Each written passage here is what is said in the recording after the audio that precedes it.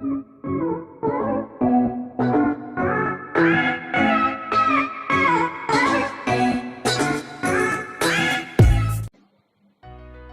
علیکم، بسم اللہ الرحمن الرحیم۔ آپ دیکھ رہے ہیں ڈاکٹر محمد نثار یوٹیوب چینل۔ آج جس موضوع پر ہم بات کریں گے وہ ہے بلڈ پریشر۔ تو سب سے پہلے ہم بلڈ پریشر کو جاننے کی کوشش کریں گے کہ بلڈ پریشر ہوتا کیا ہے۔ تو بلڈ پریشر کا مطلب ہوتا ہے خون کا دباؤ۔ نارملی دل کو خون اپنے اندر سے دھکیل کر جسم کی ایک ایک حصے تک پہنچانا پڑتا ہے۔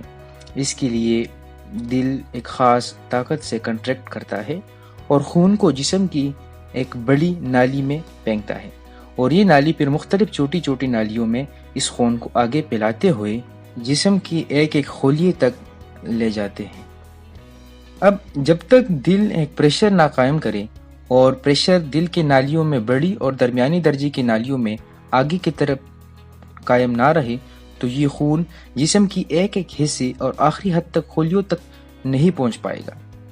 اس کو ہم خون کا دباؤ یا بلڈ پریشر کہتے ہیں، جو زندگی کو قائم رکھنے کے لیے ضروری ہوتا ہے۔